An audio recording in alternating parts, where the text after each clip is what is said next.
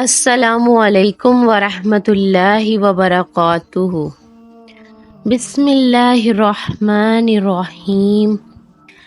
یا مقلب القلوب ثبت قلبی علی دینک۔ اے دلوں کو پھیرنے والے، تو میرے دل کو اپنے دین پر ثابت قدم رکھنا۔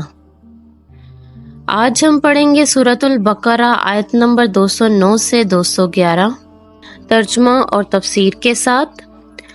آپ سے گزارش ہے کہ میرے چینل قرآن اسپرٹ کنیکٹ کو سبسکرائب کر دیں اور بیل آئیکن کو لازمی کلک کر دیجیے گا تاکہ میری نیو اپ کمنگ ویڈیوز کے نوٹیفیکیشن آپ کو مل سکیں۔ جزاک اللہ۔ اعوذ باللہ من الشیطان الرجیم، بسم اللہ الرحمن الرحیم۔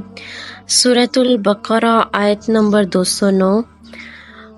فَإِن زَلَلْتُمْ، پھر اگر تم ڈگمگا گئے، من بعد اس کے بعد، ما جاءتکم البینات، ما جو جاءتکم تمہارے پاس آئے، البینات واضح احکام، فاعلموا تو جان لو، ان اللہ کہ اللہ تعالی عزیز غالب ہے، حکیم و حکمت والا ہے۔ پھر اگر تم پھسل گئے اس کے بعد بھی کہ تمہارے پاس یہ واضح تعلیمات آ چکی ہیں، تو جان لو کہ اللہ تعالیٰ زبردست ہے اور حکمت والا ہے۔ فَإِن زَلَلْتُم مِّنْهُم بَعْدَ مَا جَاءَتْكُمُ الْبَيِّنَاتُ فَاعْلَمُوا إِنَّ اللَّهَ عَزِيزٌ الْحَكِيمٌ۔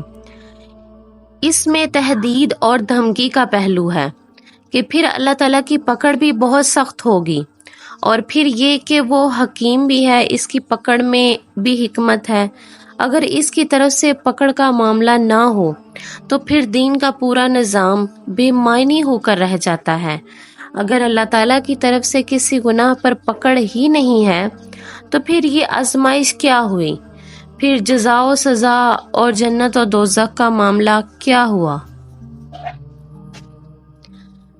هل ينظرون، حل کیا، ینظرون وہ انتظار کرتے ہیں، اللہ سوائے، ان یاتیہم اللہ کہ آئے ان کے پاس اللہ تعالی، فی ظلال سائبانوں میں، من الغمام بادلوں میں، وملائکات اور فرشتے، وقودیا اور طے ہو جائے، الامر کام یا تمام قصہ، وَإِلَىٰ اور طرف، وَإِلَى اللَّهِ اور اللہ تعالیٰ ہی کی طرف، ترجعو لوٹیں گے، الامور تمام کام۔ کیا یہ اسی کا انتظار کر رہے ہیں کہ آ جائے ان پر اللہ تعالیٰ بادلوں کے سائبانوں میں اور فرشتے، اور فیصلہ چکا دیا جائے، اور یقیناً تمام معاملات اللہ تعالیٰ ہی کی طرف لوٹا دیے جائیں گے۔ هل ينظرون الا ان ياتيهم الله في ظلال من الغمام وملائکات وقودی الامور، یعنی جو لوگ اللہ تعالیٰ کی طرف سے واضح احکامات اور تنبیہات آ جانے کے بعد بھی کج روی سے باز نہیں آتے، تو کیا وہ اس بات کے منتظر ہیں کہ اللہ تعالیٰ ان کو اپنا جلال دکھائے اور فرشتوں کی افواج قہر کے ساتھ ظاہر ہو کہ ان کا حساب چکا دے؟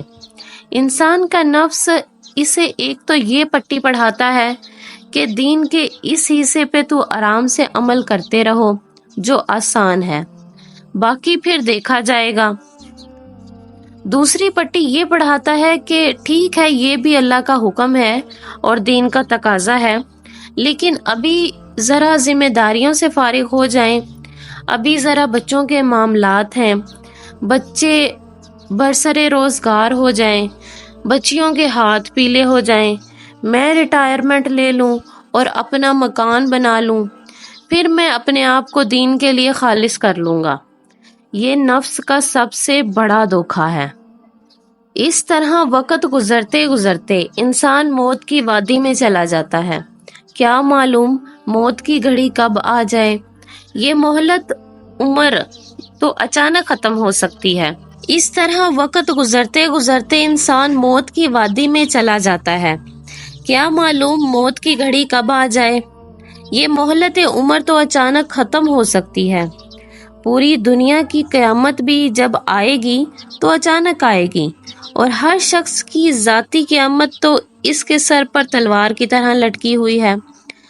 حدیث نبوی صلی اللہ علیہ وآلہ وسلم ہے، جو مر گیا تو اس کی قیامت تو آ گئی، یعنی جس کو موت آ گئی اس کو اپنے نامہ اعمال کا اور اپنی عاقبت کی زندگی کا تمام علم ہو گیا کہ اس نے کیا کمایا اور کیا کھویا۔ تو کیا تمہارے پاس کوئی گارنٹی ہے کہ یہ سارے کام کر لو گے اور یہ سارے کام کر چکنے کے بعد زندہ رہو گے اور تمہارے جسم میں توانائی کی کوئی رمق بھی باقی رہ جائے گی کہ دین کا کام کر سکو؟ تو پھر تم کس چیز کا انتظار کر رہے ہو سکتا ہے اچانک اللہ تعالیٰ کی طرف سے مہلت ختم ہو جائے۔ سل بنی اسرائیل، پوچھو بنی اسرائیل سے، کم آتیناہم، کس قدر ہم نے انہیں دیں، من آیات، نشانیاں، من سے آیات نشانیاں، بینات کھلی نشانیاں، ومن اور جو، یبدل بدل ڈالے، نعمت اللہ نعمت اللہ تعالیٰ کی، من بعدی اس کے بعد کہ ما جاءتہ جو آ گئی اس کے پاس، فإن اللہ تو بے شک اللہ تعالیٰ شدید العقاب سخت عذاب دینے والا ہے۔ پوچھ لو بنی اسرائیل سے کہ ہم نے انہیں کتنی روشن نشانیاں دیں، اور جو کوئی بدل ڈالے اللہ تعالیٰ کی نعمت کو بعد اس کے کہ وہ اس کے پاس آ گئی ہو، تو وہ جان لے کہ اللہ تعالیٰ سزا دینے میں بھی بہت سخت ہے۔ سل بنی اسرائیل کم آتینہم من آیات بینات، یعنی اے مسلمانوں دیکھو کہیں تم بھی انہی کے رستے پر نہ چلنا، جیسا کہ رسول اللہ صلی اللہ علیہ وآلہ وسلم نے آگاہ کیا کہ تم لازماً اپنے سے پہلوں کے طریقے کی پیروی کرو گے، بالشت کے مقابلے میں بالشت اور ہاتھ کے مقابلے میں ہاتھ، یہاں تک کہ اگر وہ گوہ کے بل میں گھسے ہوں تو تم بھی گھس کر رہو گے۔ ہم نے عرض کیا اے اللہ کے رسول صلی اللہ علیہ وآلہ وسلم، یہود و نصارہ کی؟ آپ نے فرمایا تو اور کس کی؟ جو کوئی اللہ تعالیٰ کی نعمت کو پانے کے بعد اس میں تبدیلی کرتا ہے یا اس میں تحریف کرتا ہے یا خود غلط روش اختیار کرتا ہے تو اس کو جان لینا چاہیے کہ اللہ تعالیٰ اس طرز عمل پر بہت سخت سزا دیتا ہے۔ بنی اسرائیل ہی کی مثال ہمارے سامنے موجود ہے کہ قرآن حکیم میں ان سے 2 مرتبہ فرمایا گیا، یا بنی اسرائیل اذکروا نعمتی التی انعمت علیکم وانی فضلتکم علی العالمین، اے بنی اسرائیل یاد کرو میرے اس انعام کو جو میں نے تم پر کیا، اور یہ کہ میں نے تمہیں فضیلت عطا کی تمام اہل عالم پر۔